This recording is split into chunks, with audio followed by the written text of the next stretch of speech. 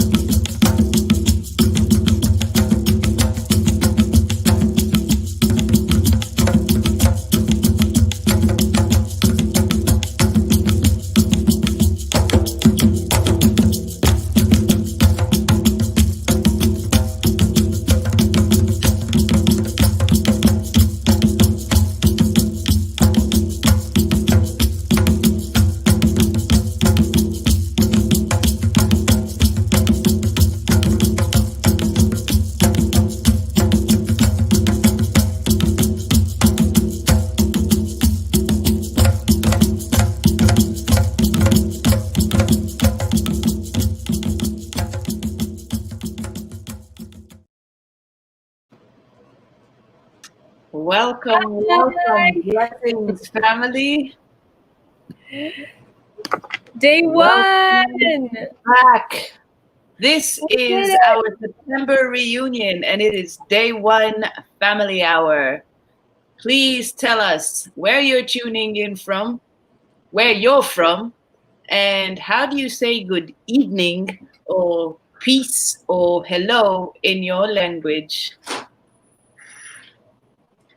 We are here for it all.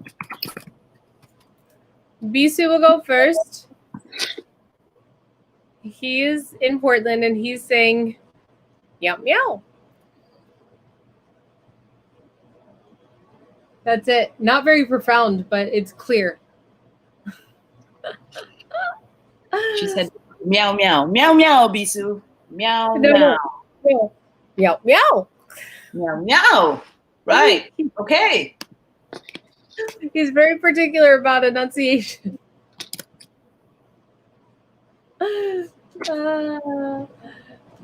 Everybody is invited. Come to chat with us.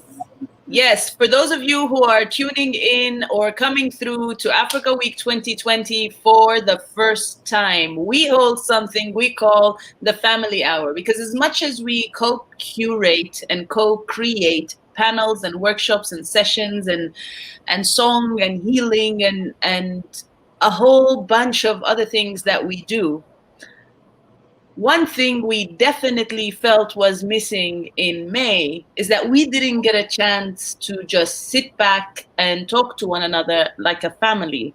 And it was always about those who came prepared to offer something and share something. And while that's always welcome, this is a family reunion. So we're not always going to be prepared. And we're not always going to have something to teach, or I mean, we do always have something to teach, but we're not always in the mood to teach anything. So come through and tell us whatever you want to tell us. And if you have nothing to tell us and just want to come through and sit with us on this screen, have something to drink, I'm having, thanks to my sister, something called, and they haven't paid me anything to say this, but Raw Generation tart greens. It is made of tart apple, cucumber, spinach, celery, lemon.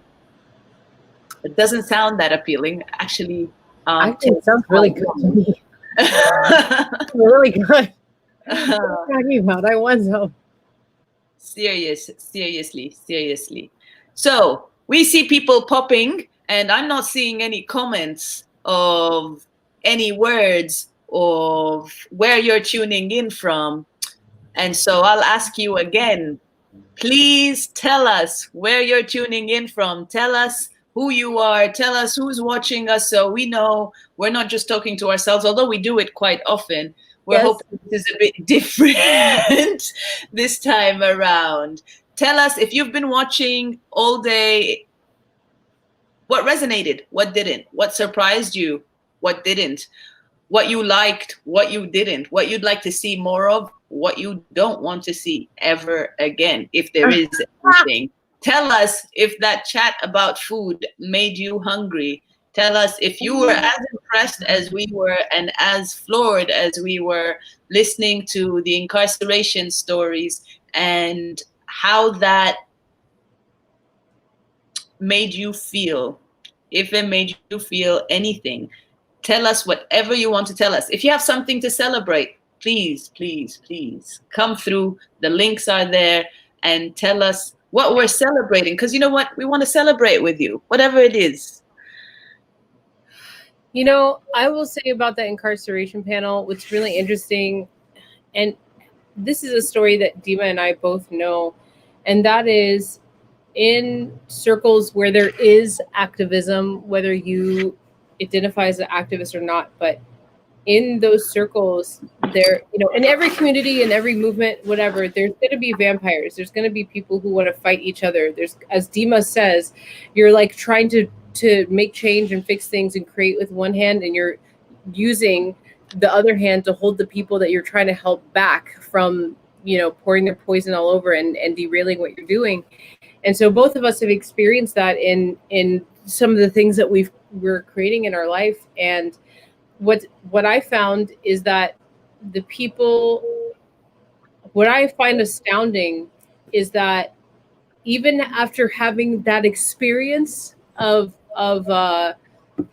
sort of nasty behavior that sort of derails the heart of a movement, is that what's astounding is that in that panel, that incarceration panel earlier today, we had 4 men who've experienced the worst oppression, like some of the worst oppression that this country has to offer, and in Kenya has to offer, and experiences in their life that were just like really challenging.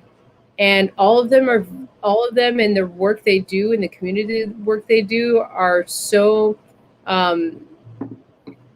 from what I have experienced of them, like so humble and so gentle, and so matter of fact.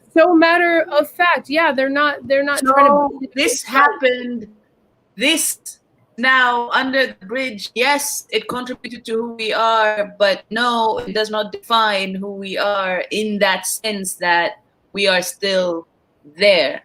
How it's being looked at is the very epitome of why we are Africa Rising.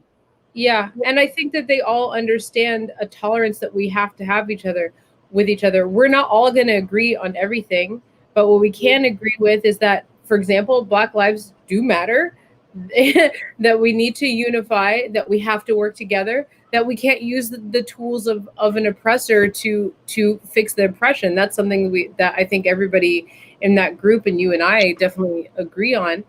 And so it's really to have those different sort of experiences of having people who are just fighting for the same thing you are, and they're just nasty, and then to see these people who've experienced the very worst that are just like we said, like, you know, I've not experienced nastiness from any of those people, you know. Is really awesome experience. Also, I liked how it connected that police brutality and their interaction with us. And when I say interaction, I really should say interaction, because they get onto the defensive. And as tempted as we are to just limit that or think that this is just something here in the United States, it's not. What do you mean by they? What do you mean by they? When did I say they? They get on the defensive. I just want to clarify what you're talking about. When I said police brutality, so like, I was referencing get on the defensive. Yes, because it's not that's why I'm saying it's not an interaction, it's an interaction. So the police, with their brutality, they enter into action, they enter into defense mode as soon as they see someone of African ancestry. And it's easy to think that that's something. It's because of the media, which is why we have to be very careful with the media, which is why we have to reclaim the media, which is why you have to look at that calendar and mark your calendars for the sessions about media literacy that Ava well, Ava's having one, but then Ava's also bringing in Jane and Mr. Jazz. Do check that out on the calendar and be there for it. It's why we have to see that this isn't just something in the United States. Because we had a brother who was telling us his stories from Birmingham, from England, and another brother who was telling his stories from Kenya, and another brother who was saying the stories from here in the US, and they're one story. And it doesn't matter who's on the other side. The uniform is what matters. Adhering to that system is what mattered. And how they were perceived and how they were mistreated and how they were abused is what matters and is what connects us ultimately. So I am seeing those numbers going up, and I am still not seeing any interaction from you. And I'm not really liking this, because you're here and you're listening. So tell us who you are. Oh, they're leaving now when I'm telling them. I will keep asking, because in this family, we hold each other accountable. In this family, if one of us is showing up and pouring their hearts out, you will respond and you will show up too. This is what we do. This is the family. It's a family affair. It's a reunion. Come through. Alexandra's put down the links. Join us. Join us. Alexandra, what was your favorite part of today? Other than how we've divided this differently than before. The fact that we're gonna get good sleep and we can relax in between. What? Okay, so that is one of my favorite. I don't know if I can pick a favorite, because it was all so, you know, it was all so representative of, it was also representative of everything that we are, because we really did go on a journey today. I mean, we started, what was the very first thing? The capturing momentum and building momentum, capturing the moment and building momentum. No, the very first thing is what will continue to be the first thing of throughout the week. Unless we get some booking for something earlier. So if you're inclined to go before 8 in the morning Eastern Standard Time, let me know. But we're starting with What's Right with Africa. And I particularly enjoyed that because I had JB, and he's an elder, originally from Brazil, but based in the Netherlands, with one foot in Senegal. It was really, I mean, really all what Africa Week 2020 is about. And he plugged through, and he was the connect I was telling you about, who had who presses T-shirts. And so when I mentioned that, you know, we're collecting the quotes to make Africa Week 2020 T-shirts, he's like, oh, we need to talk about that. So I'll be reaching out to him. So that was nice. And there was a teacher who was just starting his day at a public school. I don't remember where. I want to say New York, but I'm not entirely sure. And that was nice to see his encouragement as well.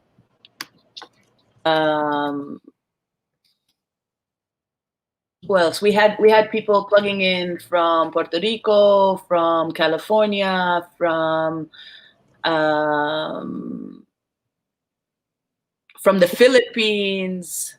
Yeah, I'm interested in this tap into the Philippines, because the first time you told me, like, there's Black Filipinos, in my mind, I was like, duh. But I also was like incredibly shocked that this is not something that just was in my mind. There's no area that, maybe there's no area in this world that, of course, we all come from Africa, right? But maybe there's no area in the world that doesn't have some remnants of people with melanin. Maybe that's true. I don't know. There isn't. I don't care what people say. There isn't. I don't think there is any place in the world that is free or clear of us, of our people. We are True. everywhere.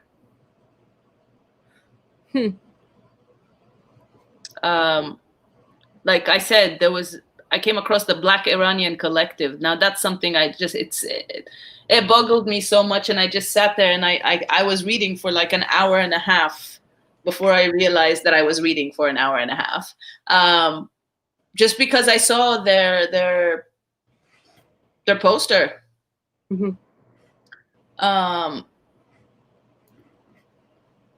But yeah, I mean, we really are everywhere, and we really are everything. And this program, this calendar that we have this time around for this reunion, shows quite a bit of that. And I'm really excited. I'm really excited to see not just how it comes together, but to see what the family thinks about it, how the family engages and interacts with it all. I really like Spirit of the Orisha, Nana Sula song. Nana Sula, she's amazing. Yeah, I liked having that in the middle of the day. I think ultimately in the future, it's something that would be cool to have every single day, is to have some sort of live, like, teaching or live music share, because I feel like the spirituality she's talking about is not like an exclusive thing where what she specifically shared is open to all. These are, I might not have the right words. I don't want to say demigods, but the Orisha that she's talking about are like the saints, right? So they used to be human, and then they ascended or whatever. And so I think this is one thing that keeps coming up for me as far as this revolution. And Pato and I talked about this today earlier. And that is one of the, there's all these sticking points in which we can fight with each other. And I feel like religion and spirituality is one of those ones that's it already is a thing, but like it's going to become a bigger battleground as we move on. And as everything, he's like, we're in a time of revelations. That's absolutely true. I agree with that as an oracle. Like, we are in a time of revelation. And I think that this battle we're seeing over race is also going to start really welling up when it comes to faith and religion and spirituality. And so one of the things that I think we should all be thinking about right now is how do we tolerate each other and each other's spiritualities and ways we practice. If we're practicing religion, how do we practice those things?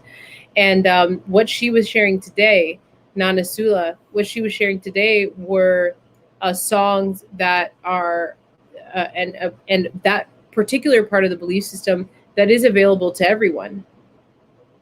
And so I didn't enjoy that quite a bit.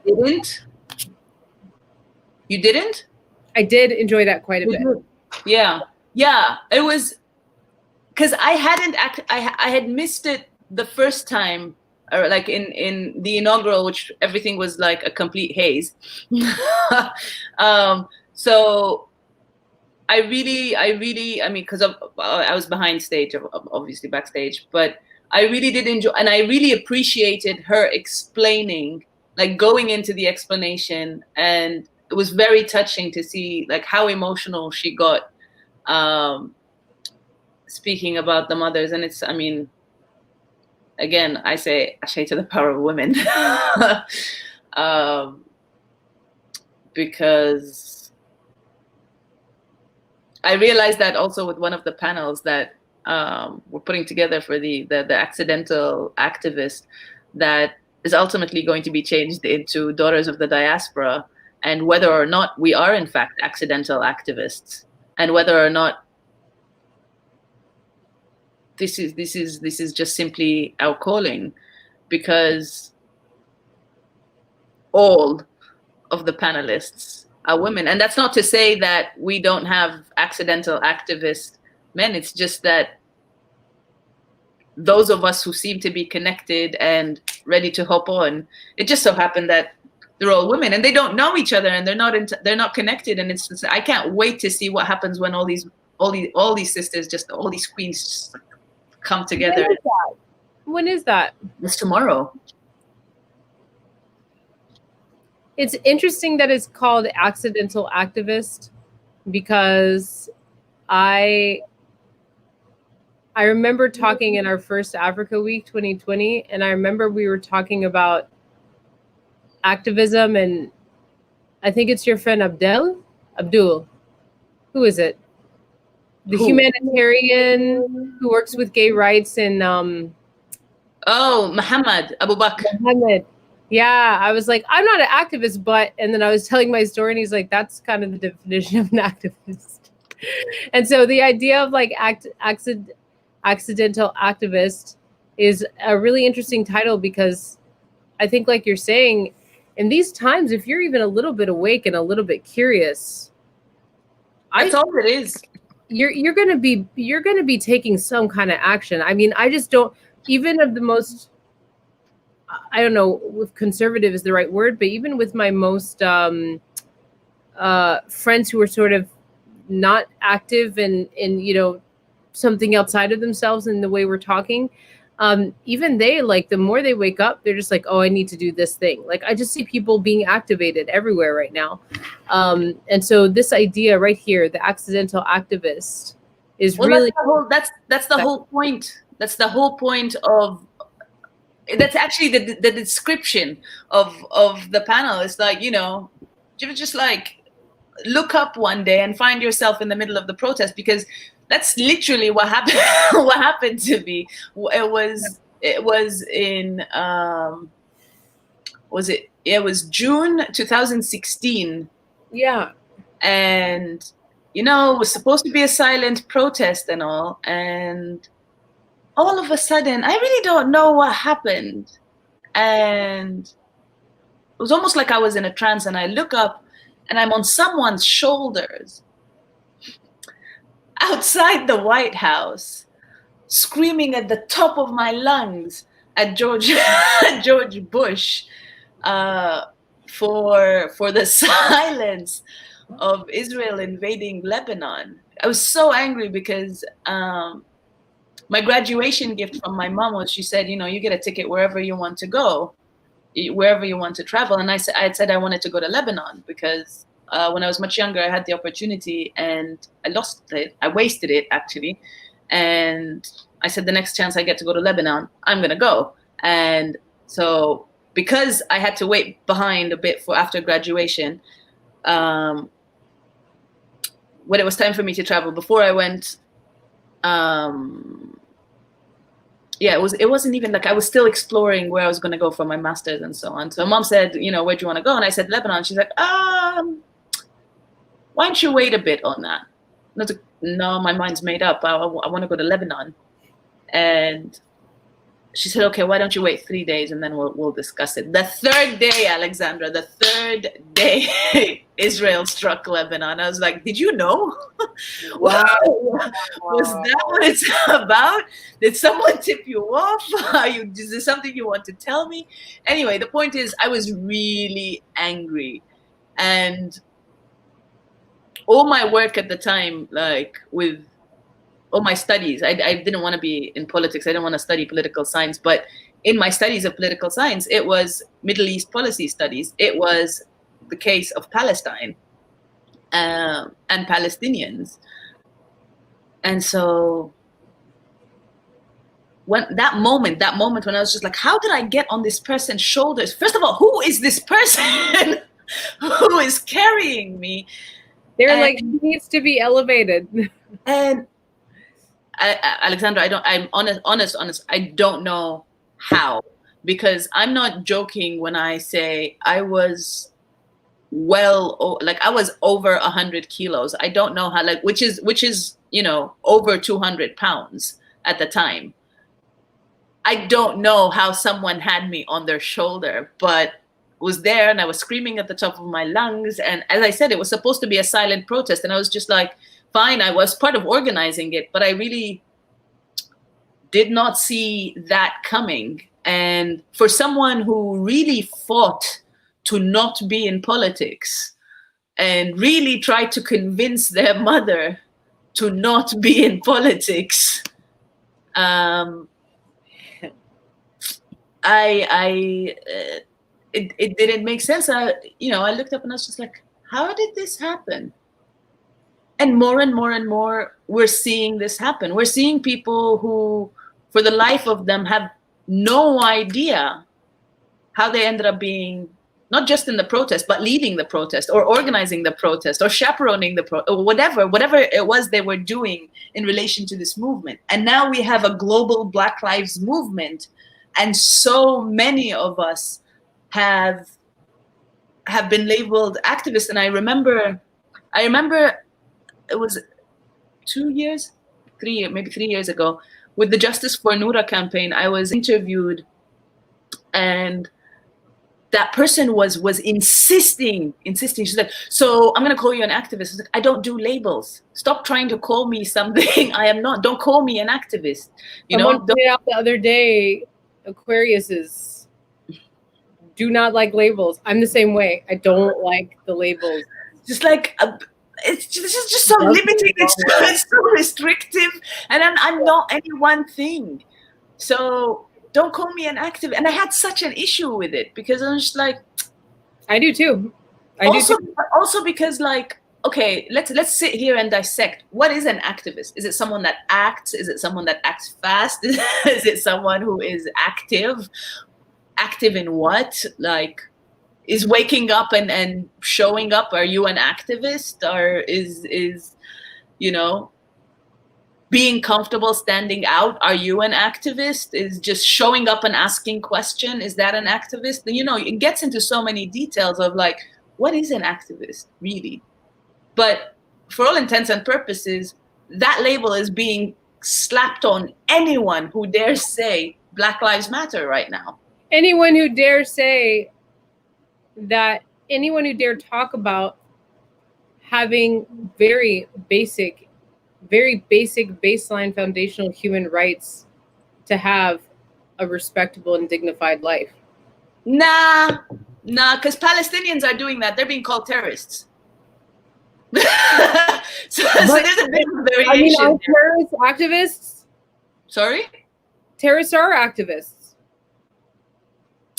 Depending on the definition of activists. I mean, I don't think activist always means what we agree with. Well, that's what I mean. That's why I don't. It's for, like, women to be sitting in kitchens with bare feet.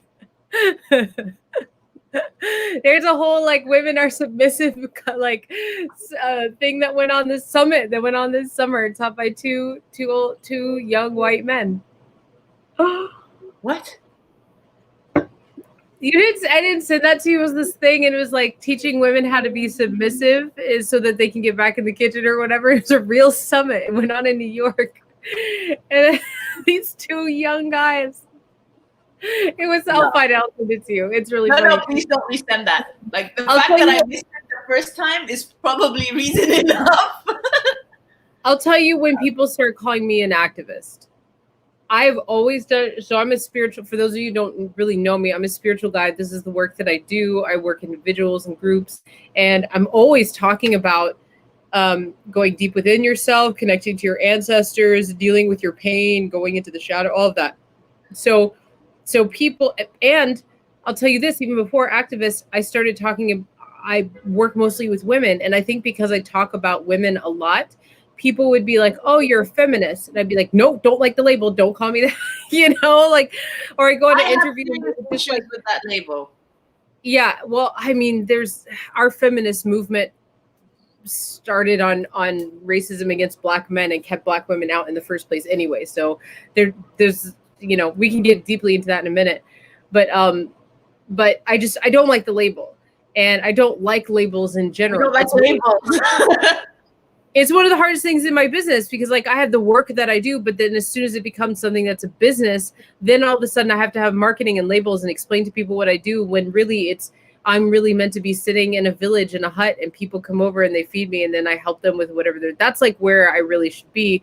But because I live in this world of creating my work into business, I have to have some labels, and it is the hardest part of, like, creating the structure of my business. So so people start calling me a feminist because I talk about women. I'm like, I don't totally, in interviews and stuff, I'd be like, thanks for calling me that, because I know that you saying that is like it's a positive thing, but I actually don't identify that way. And then they'd be like, how do you identify? I was like, I'm Alexandra. Like, this is the work I do, you know? When I started being called an activist is simply when I started.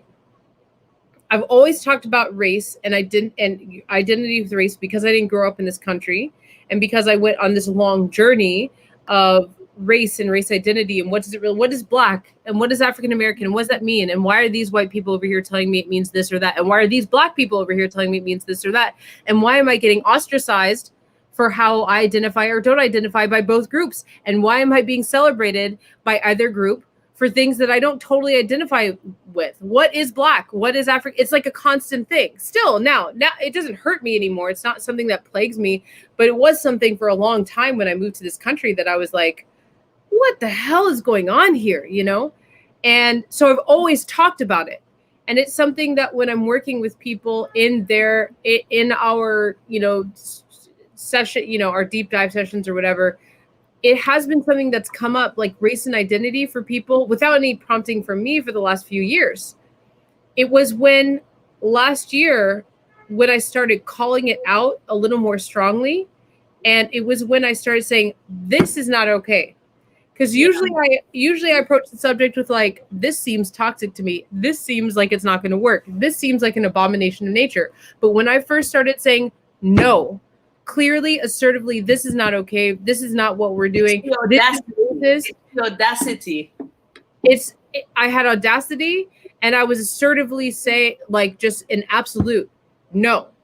And so when that started, I started hearing activists. And then this summer, after George Floyd was lynched and executed, after that happened, and I started drawing a line. This is right after Africa Week. He got lynched during Africa Week. 3 days later, we came out of Africa Week, and there were riots and curfews. And so when he came, and fires, Minneapolis was on fire, right? Minneapolis? Yeah. Minneapolis is on fire. So I came out and I was like, I've now drawn the line, because I have groups of friends everywhere in the world. And I drew lines and I was like, you know what? If you're not active, and I said, you're not actively doing something, if you're not taking action, whatever that means to you, then we actually aren't friends. And I was saying it publicly. When I started saying that, then everyone was calling me an activist, because I was saying, this is where I was drawing a very clear line. I was also saying, white people, get out of my inbox with your white tears. And it was just to mean like, look, if you want to do anti-racist work with me, you have to pay me. It's not for free. Like I'm done. I don't do that unless I get paid anymore. So saying that, like, here are the boundaries. Here's the assertive calling of what I see. Here's something that might trigger something in you, that might bring up something that you know inside that you want to be part of or curious about, or you need to take action or responsibility on, but you might not be yet. That, I think that's when people really start recognizing me as an activist. Do I call myself an activist? No. Yeah, but again, we don't do labels. I don't like them.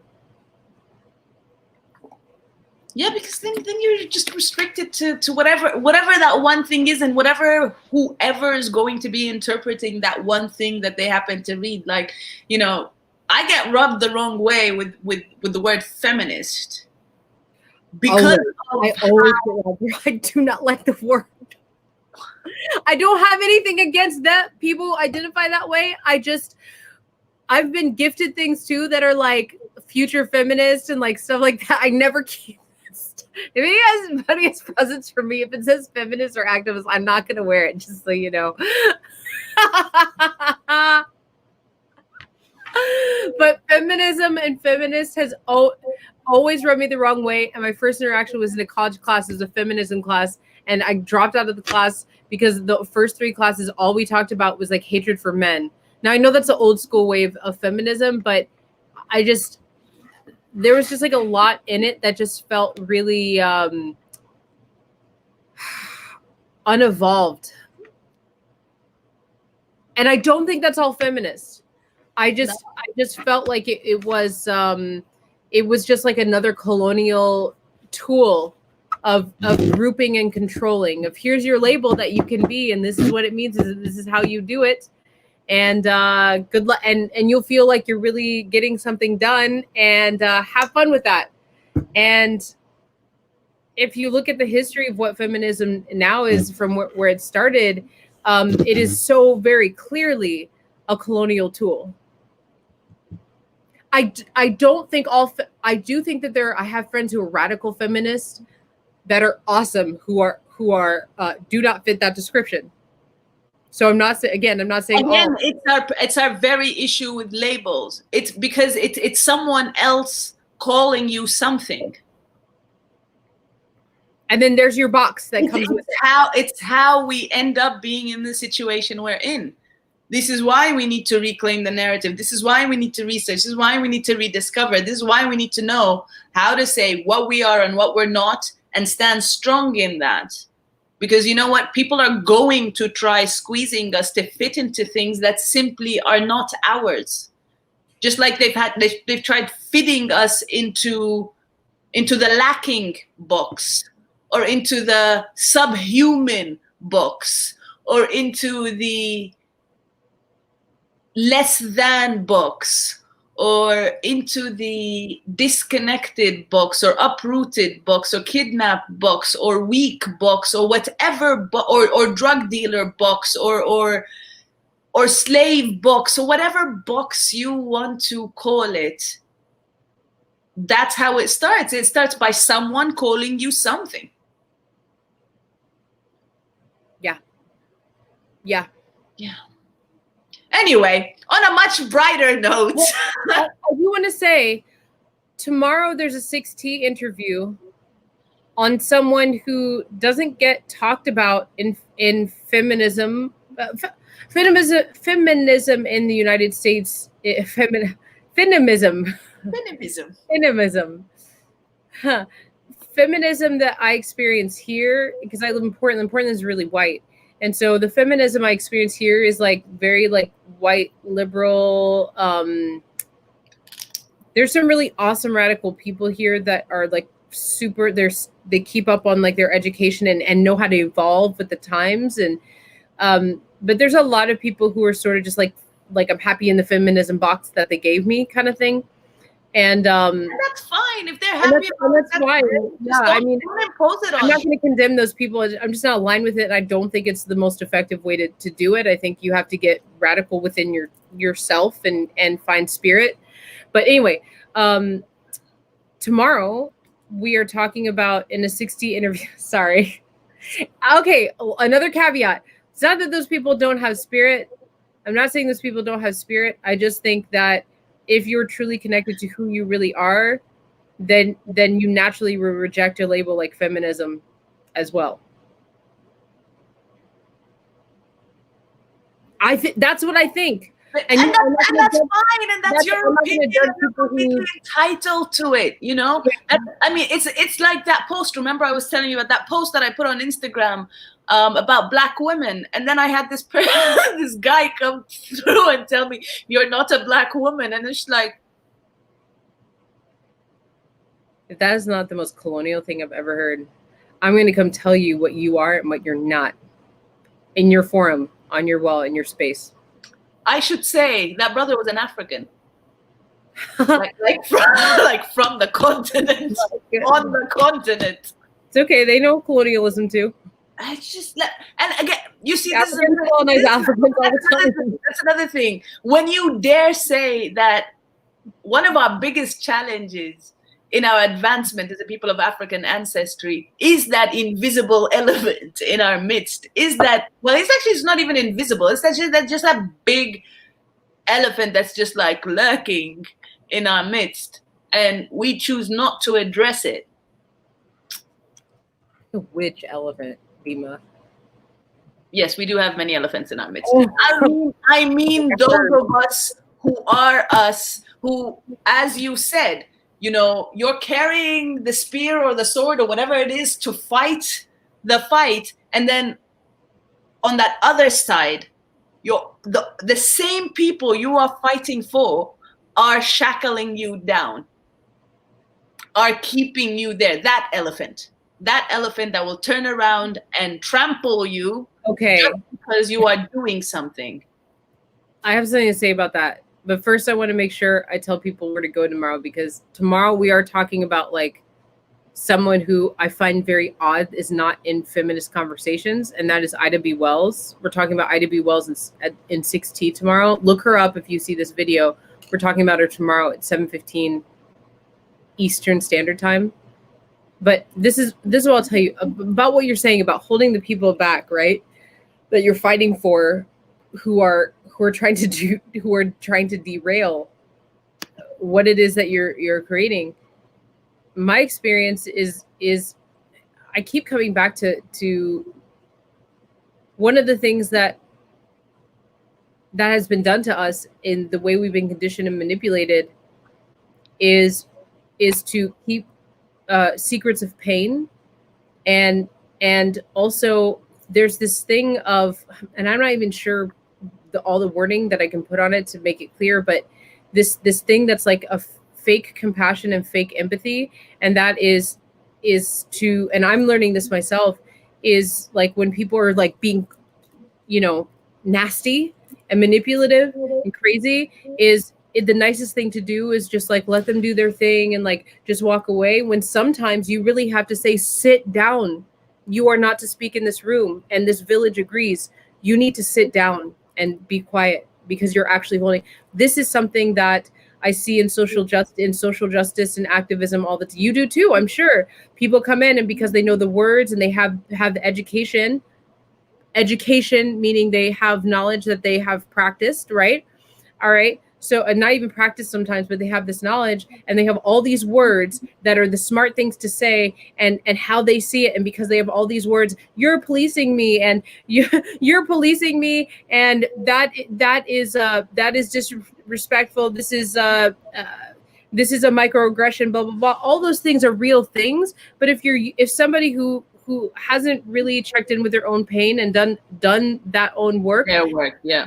Everybody is an enemy, even those who are working on the same, who are trying to fight for the same thing you are. And so what happens a lot of the times is these people, the loudest person wins. So this loud person who's just like trying to take everybody down, this loud person is bringing all this toxicity because they're saying the right words. They can dox, they can, like you guys were saying, they can attempt to cancel, which that's a whole nother conversation. I don't think canceling is real. I reject it on every level. I don't think anybody can really be canceled, because if not, we would still be, why won't we be talking about their stories? They're not really, anyway. We need to be able to say to some people, instead of pretending that letting them derail a foundation is compassion, or that asking them to be quiet or sometimes shut the fuck up isn't compassion. Sometimes asking them to shut the fuck up is the most compassionate thing you can do. Sometimes it is the most compassionate thing you can do, because they're not only going to hurt themselves, but they're going to bring down a whole house on other people. And so I think we're so conditioned to accept and even follow in leadership and give more power to manipulators, controllers, vampires, people who have the education and the right words to say. We're conditioned for that. And it works against us a lot of the time when it comes to activism and, these activating conversations and interactions. What has been your worst example of that? Your worst experience with that? Okay, we're here for like how long? We're here for like 15 more minutes, right? Yeah. Sure, okay. I'll make it real short. I'll make it real short. There was a group here called Wall of Moms, and there was some stuff going on in Wall of Moms. This was before I got there. And then Pato's wife, Antoinette Roots Dauta. Oh my God! Pato's Antoinette's husband. You know that they both presented together in the first Africa Week 2020. That's why this is why sleep is important, Alexandra, and this is why I need to sleep more, because I still haven't recovered from Nubia Fest. Family, for those of you tuning in and aren't familiar with what I do, I still have reached out. I've reached out to our mutual friends before and been like, can I tell you about Africa Week 2020? And they're like, I presented in your first thing. And I was like, oh, because this brother is familiar. This brother is familiar. This brother is familiar. Ah, now it makes sense. Yes. So whatever. Wall of Moms had a great idea. They had a togetherness, and then it got derailed because of many reasons. This is before we got there. Because of miscommunication, misconduct, miseducation. And also they had some people who just straight out were acting like vampire activists in the group. And so it got derailed, and there was tons of drama, infighting and everything. I'm sure if you've ever heard a story of activists infighting, this is probably the story that you've heard. And so one day, Antoinette calls me. I didn't know about any of this. This is what I knew. I had a whole bunch of clients calling me, clients that work on anti-racism with me. They're like, hey, do you know about this group? They need your help. They need your work, blah, blah, blah. I was like, okay, well, I have Africa Week right now, Bambula, so I will look at it later. So then Antoinette, Pato's wife, calls me, and she's like, I'm the only leader left here. They handed the whole thing to me. They were either going to get rid of it, or they were going to, or they give it to me. She's the only leader left. And she was like, if you give it to me, I'm going to put it in my vision. And that is an international group, because the group was international, definitely national, international.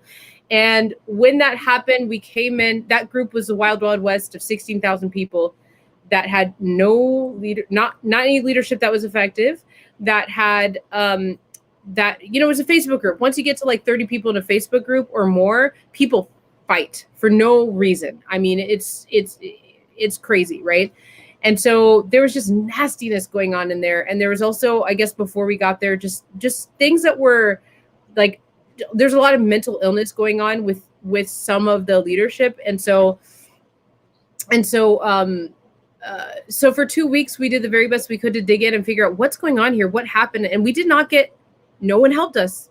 Not no one. A lot of people that were players just would not talk to us. We didn't know their names or anything. And so we were like, look, we're going to take this down, or we're going to turn it into something that can be effective. And so we did. And because look, Black people were fighting Black people, white people were fighting white people, Black and white people were fighting. And when we did that, we made some standards and boundaries. We surveyed, we figured out everything. And during that, and at the 2 week mark, we were like, we're moving on from the old stuff. Here we are. This is where we're going. Then a whole group of people showed up that just had nastiness to bring. It was like there was no grace. Everything we did was a mistake. And they had a question about every single thing we did. And when we answered it, it wasn't good enough. And it made 20 more questions. It was like dealing with straight up. I don't know if that's who they were, but it was like straight up dealing with narcissists. That's what it felt like. And there was no grace for what we were doing. And on top of that, Black people were mad at me for not asking for money in the way they thought I should ask for money to do this work.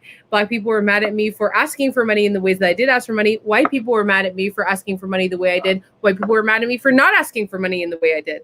So it's also feeling all these people who were like, you should do things according to how we see them, because we have decided that we should. And then there was also some weird backstabbing stuff going. Like, there are people who were saying things online about all of us that I was like, are you children? And also, what about the integrity of, if you're my friend, or if you see me as a human being, what about coming to me and talking to me about it?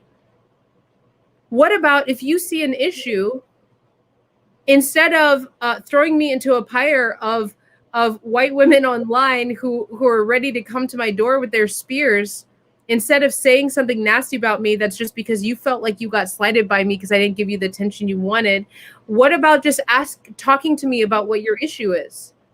What about that? Why do you think that escapes people? Because better yet. Why do you think we have such a difficulty in working together when we so very clearly say we're going towards the same direction and headed towards the same goal? Honestly, because people don't want to deal with their pain. It's as simple as that to me. Because the experiences that I had some of the experiences I had were people who one had a pain thought I caused her some pain. And really, if she had looked at the pain and engaged with it, then she would have been able to do something about it instead of taking this pain and trying to stab me back with it.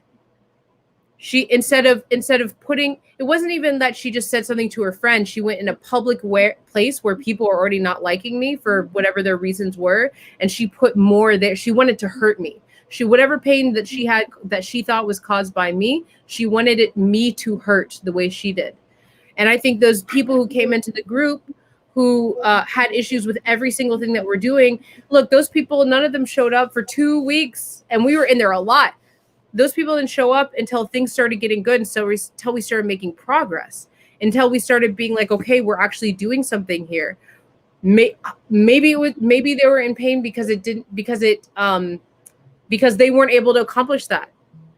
Maybe, I have no idea, but I truly feel like if I'm in pain or somebody did something to me, then I'm going to deal with myself and what's going on within myself, because I have to deal with my own pain. No one else in this world is going to be able to deal with that. No one else in this world is going to, it doesn't matter if I'm married or have a kid, no one can fix my own pain. They might be able to support me while I fix my own pain. They might be able to make me feel a little bit better, but like that deep pain, what it is, the trigger, that trauma, that whatever it is, I have to deal with that.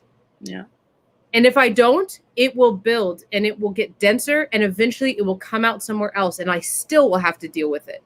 Some people go to their grave never dealing with their own pain, and then they give it to their kids, and they give it to the next time they come, whatever material they come back as, they just keep passing it on. Yeah. If you deal with your pain, you will find more light. If you deal with your pain, you'll find out who you really are. But anytime I see somebody attacking someone else in that specific way, because look, I can call somebody out without attacking them. They might feel attacked, but I can call somebody out and say, like, I see this and I don't like this. I understand that this is what you're doing, and I think this is hurtful because of this way. None of those are attacks. Yeah. None of those are attacks. Yeah, but if someone's in the defensive, again, that's one of the conditioning, one of the outcomes of the conditioning of the many labels that have been slapped on us or on whatever box or cage we're placed in, or hamster wheel, however you want to look at it, because really that's what it is. We're each in our own like little hamster wheels, and we just we just will keep going. Like if we run just a little bit faster, we'll get the cheese, but there's no cheese because you're in a hamster wheel. That's not how it works. And again, it's that box, because if you're told that you are less than, or you are told that you won't amount to anything, or you won't amount to much, or you won't this, or you won't that, and then you have someone come and tell you what you're doing wrong, or not even wrong, but there's something that you could do better, then that whole trauma into survival mode kicks in full force. And somehow it translates in your mind as, oh, this person thinks they can do it better than me. So if it's ever a competition, they think they're going to win, which means if it's ever a competition, if it goes back to the ship, it all goes back to the ship that took our ancestors off of the continent. It all goes back to that ship. If that person is proven one thing or the other, then they're not going to be the ones who are taken. And I'm going to be the one who's taken. I'm going to be the one who's taken away from family. I'm the one who's going to be in shackles. I'm the one who's going to be tied up and put on that boat. And whether or not, God knows what happens once that boat leaves. Once we're on the market, once we're out there to be sold, once we're the ones to be leased, it all goes back into that survival mode. I mean, I think you're talking about survival of the fittest. Well, it is. Because I think it goes further back than the boat. Nah, I'm talking deliberately about the trauma into survival mode of people of African ancestry. We seem to be incapable of this is why our organizations reach a certain point and crumble, because they are organizations that are built on a particular way of understanding that is not ours, because we don't function in that kind of hierarchy. Oh, yeah, I see where you're going. Yeah. Yeah. You know what I mean? We don't. That's not how we function. But because we're in survival mode, because we've been conditioned to compete with one another. Because, you know, if how do I put this?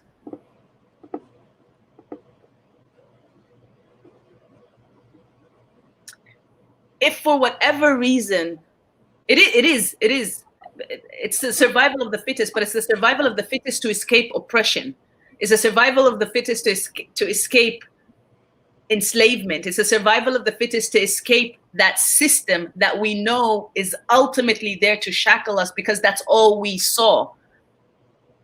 And I mean our ancestors, obviously. We're reliving it today, just in other ways. It's not, some of it is the physical actual shackle, but most of the shackling we're dealing with is mental, is spiritual, because we're not even going there, because we're too busy being traumatized into survival mode and accepting this self-inflicted state of mental slavery. That it's us, that it's always us, and that we're lacking, and that we don't have the power, and we need to wait for someone to come and save us. We need to wait for a leader who will speak for us, who will speak on our behalf, who will come and lead us into freedom, who will come and champion us. Why? Even the term influencers, for me right now, with what it means, with the buzz that it carries, it's just like, I don't like it. I don't like any of that. No, because we all have the power to influence. You know what? If someone is smiling nicely in your face in the morning, they've influenced your day. Yeah. That's an influencer.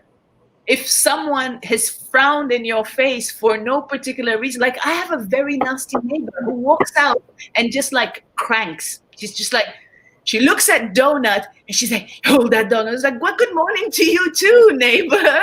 Like, just Donut. You mean this donut? I mean that donut. Yes. You know, how can you be cranky when you see that? I don't know. Look at his eyes. He loves me. He does. You know, but what you're talking about, the way I see it, and this is probably because I deal with so much of the work that I'm doing is detecting the seed of pain. To me, what you're talking about is pain. It's a painful experience of the human experience. Yeah, no, absolutely. Look, case in point, and I think we're gonna have to go in a minute here, but these men that we were talking about in the incarceration panel, it would be an easy choice for all of them to come out, like Pato said, and so did someone else. Rich. I think, yeah, they said, I'm gonna go find that person. I'm gonna go find them, and then they made a different choice. It would be so easy to experience the oppression, or maybe not easy, but I think it actually is the easier route, is to experience the oppression, to experience a brutal beating, experience all of that, and then all this, the tools of oppression, and then take those tools of oppression and apply it to something else. And like you're saying, you can't be in the system and try to use the system to change the system. Audre Lorde has a really good quote on this, and I can't think of it on the top of my head, but I'll try to post it some other time. You know, you're beating right at the bane of my existence right now with the Sudan revolution, because when they signed that stupid facade of an agreement August of last year, and I'm like, no, you don't shake hands with the creature responsible of the violent massacre and murder of 300,000 people of your country and call it any form of agreement that honors a revolution that called for freedom, peace, and justice. A revolution that vibrated on a chant saying, "We are all Darfur," and then you have the vice president of whatever agreement you signed be the murderer of Darfur. Darfur, it's like the murderer. You can't. I don't care what your role in this revolution was. I don't care how great and recognized and renowned you are. I don't. If that person is signing a check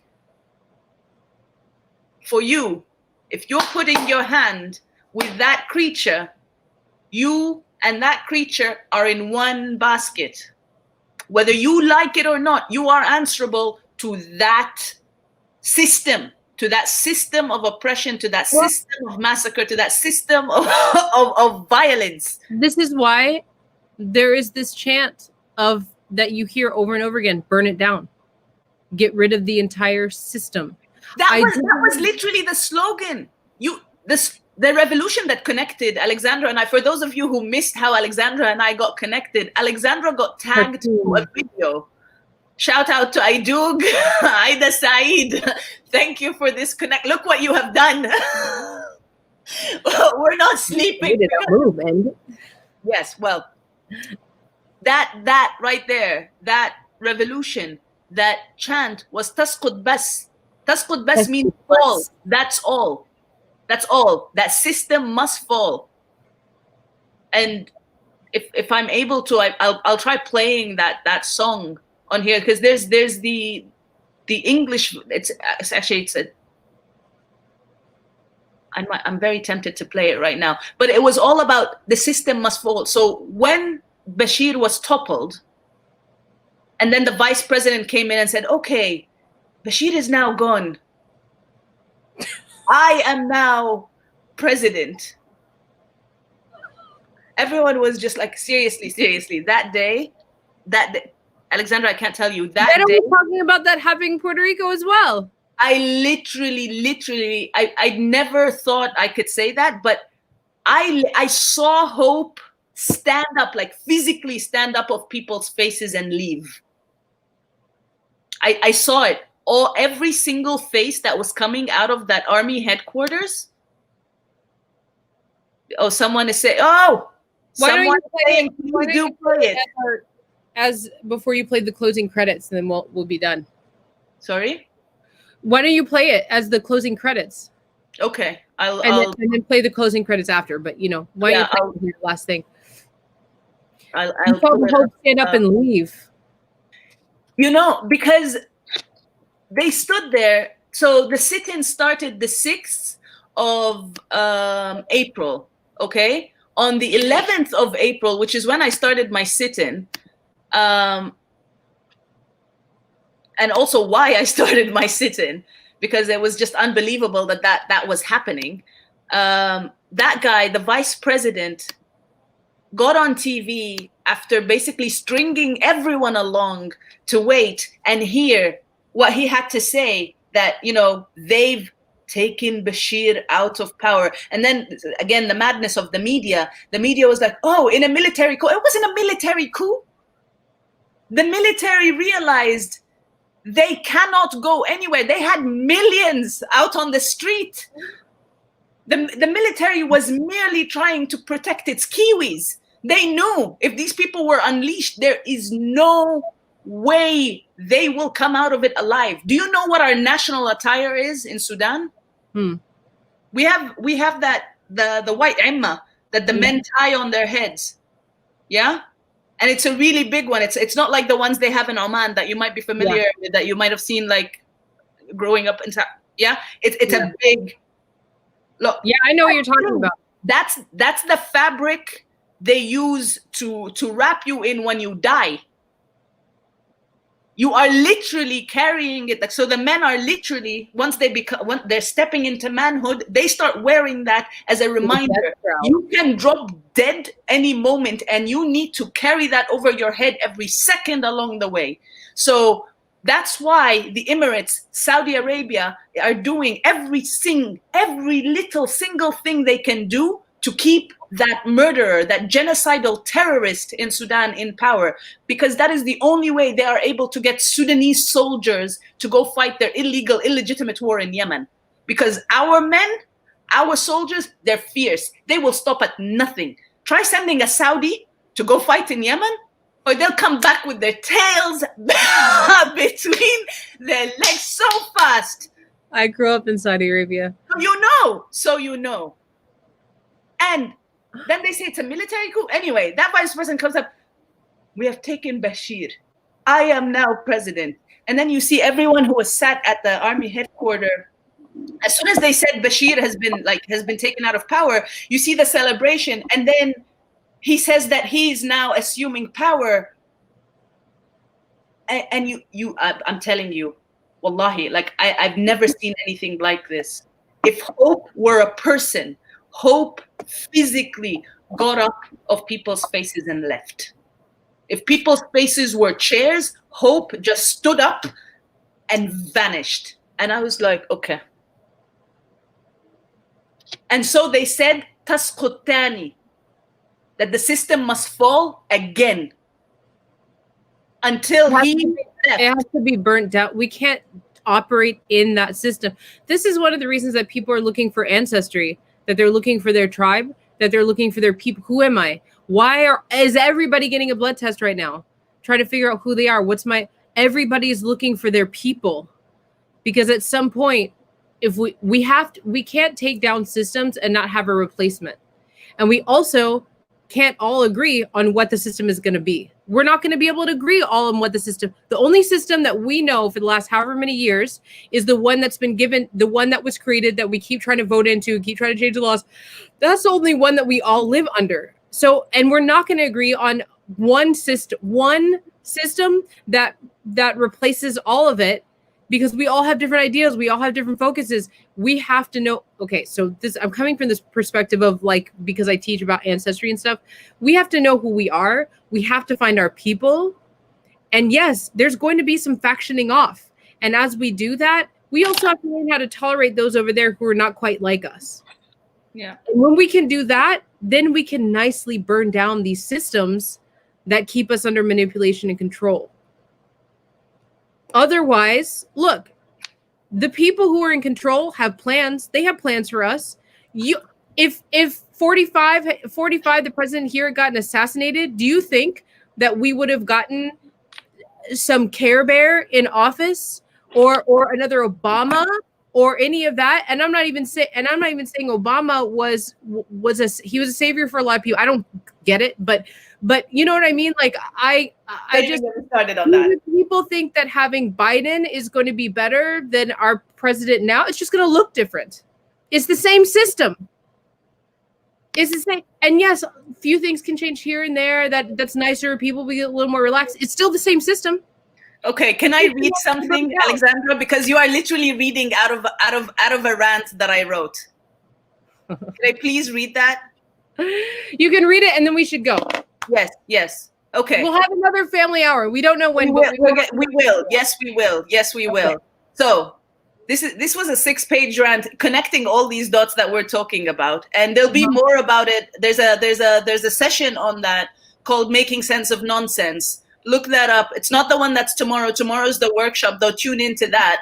But later on, I think it's Thursday, we're having a Making Sense of Nonsense panel. But here it is. There is a global Black Lives Movement going on as I write this, and as you will soon read.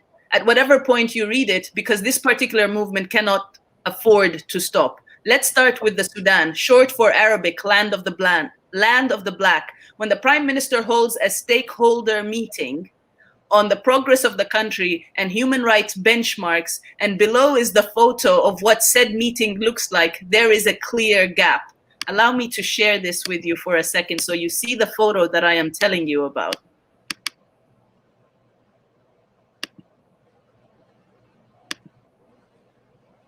What's wrong with this photo, Alexandra? They're all white. There is one Black, possibly West African brother in there.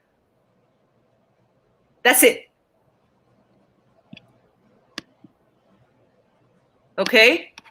It is imperative to wholly comprehend that in 2020, it is no longer acceptable to have a stage-setting platform and unleveled conversation of the magnitude in this photo, and what it ultimately represents. No excuses or anything justifies this imbalance. The same gap is present between Black people raising questions on the legitimacy of Kamala Harris' selection as vice president to Biden's ticket for the US to settle, because that is what the US is doing. She's settling between yet another lesser of two inepts. The scenario of her flaunted Blackness shoved down our already suffocated throats is the overplayed but undersaid, your cause is important, but not as important as this bigger cause we need to immediately focus on. And any one time we dissect what that scenario looks like, that bigger cause requiring immediate focus is one that inevitably consolidates a status quo of an already broken system built on the backs of the indigenous and cemented by ego, capitalism, white supremacy, and Judas of justice. How? In this particular case, by peddling that the only way to justify the demands of the Black Lives Movement can be accommodated is by addressing the more pressing needs of everyone else, even those who looked the other way for over 400 years. Shifting the focus at this critical moment of US history from the Black Lives Movement to voting. And doing it by parading another acceptable Black person for Black buy-in / sellout tells Black people that there is only room for one priority now, and we are not it. To be clear, this is merely a less blatant all lives mattering of the movement. One would think that post-Barack, US understands that being Black is not enough to be pro-Black, nor is it synonymous. It never was, and it certainly is not now. With that, how does one genuinely tackle US voting on a Black Lives Movement frequency without first eliminating anti-Blackness? How does one justify either tickets when all involved have at best been aggressors against Black America? Kamala, like Obama, like Abiy, like Kagame are pacifiers. They're all crumbs. But crumbs. No thanks, we're here for the cake. Like, no. And it'll keep going and it'll keep going and it'll keep going. And I'm just going to share the song on this note, but Okay. crumbs. Yeah.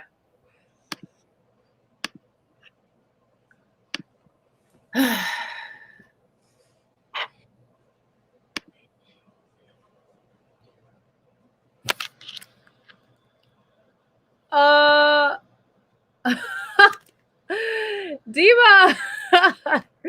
She clicked herself right out. Oh, Dima, come back. Dima, come back. She clicked herself right out.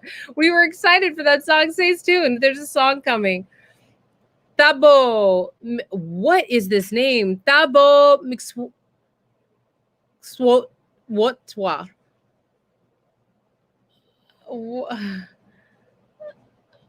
They kicked her right out. Okay, I'm gonna ask her if she send me the song. Oh wow. Okay.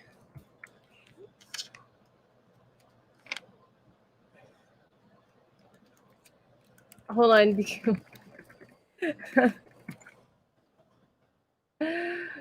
Okay, Tabo, how did you feel about all of that?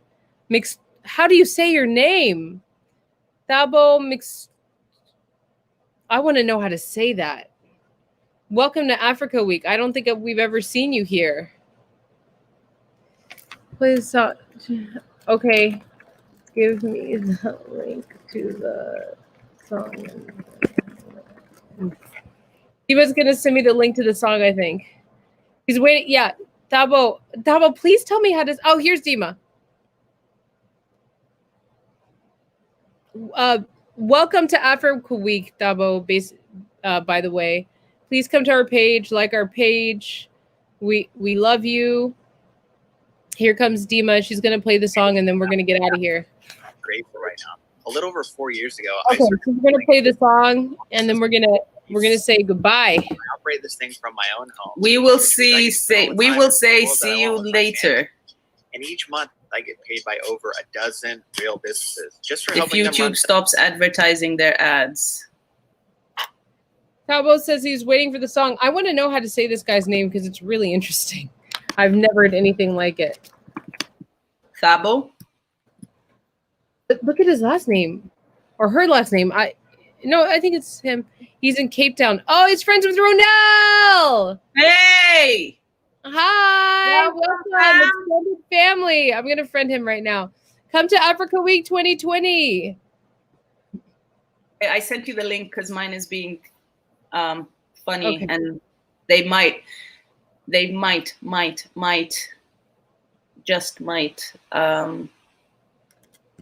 cut me off again. If they do cut me off, I have nothing but love for you all. Pick up the fastest growing productivity tool today.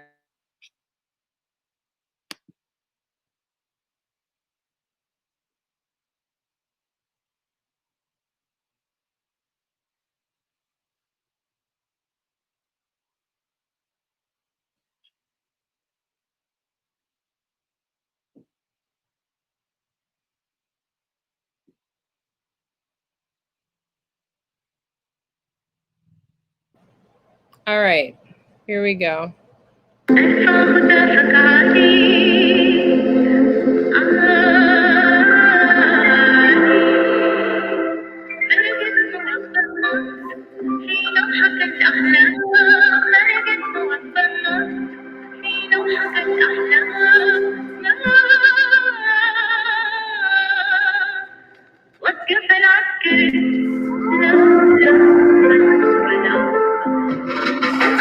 Do it for Khartoum, do it for the Nile, from Jazeera to Kassala. People unite. For Darfur and all who lost their life, from Janina to the port. People unite. Tired of the tears, tired of the cries. There is only one solution. We're tired of the abuse, tired of the lies. We need a revolution.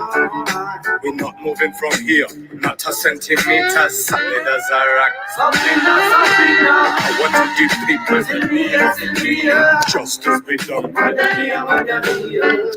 The system falling. We hear the revolution calling. We're just tear down boys.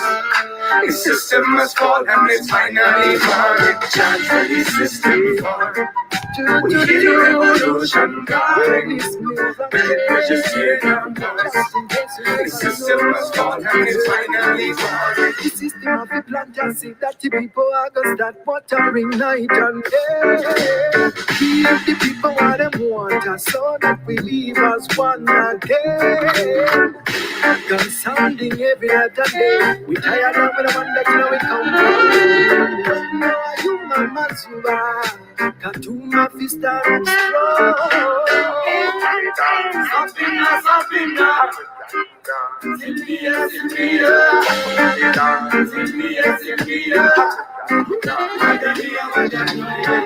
They can try, but they won't shut us down.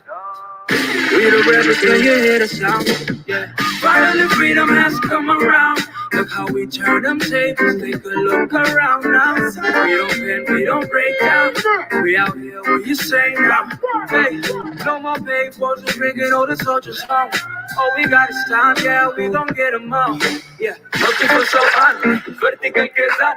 Living me dan, Sabina, Adel Sudan, Syria, the good little Burhan, Madania, chance for the system for.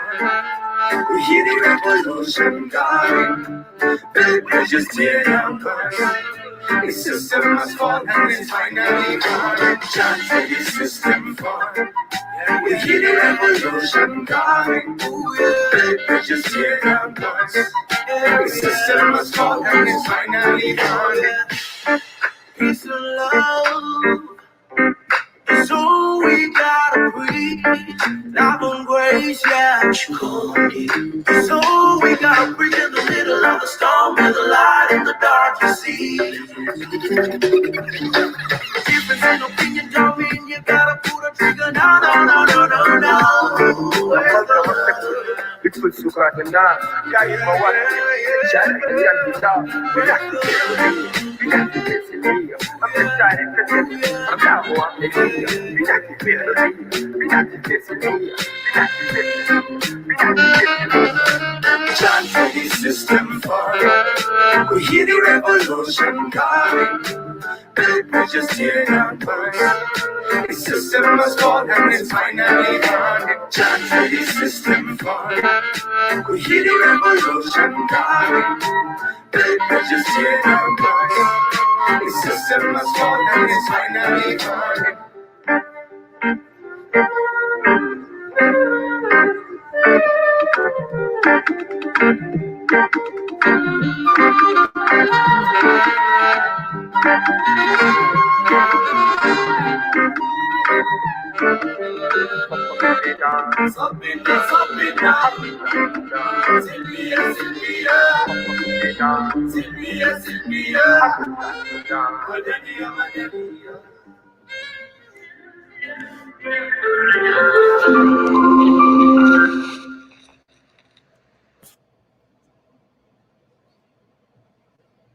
And with that, the conversation will be continued very soon.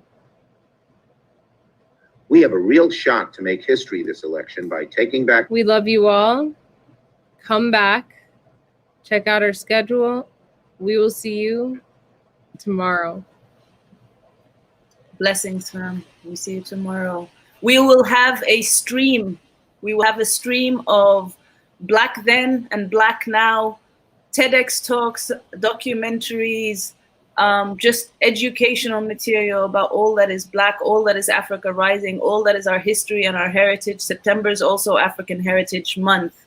So the stream will begin shortly after this session. Refresh your browsers and come back tomorrow. And after tomorrow, we will be here for the full week. Tell your fam, tell your friends, tag them at Africa Week 2020 and stay tuned.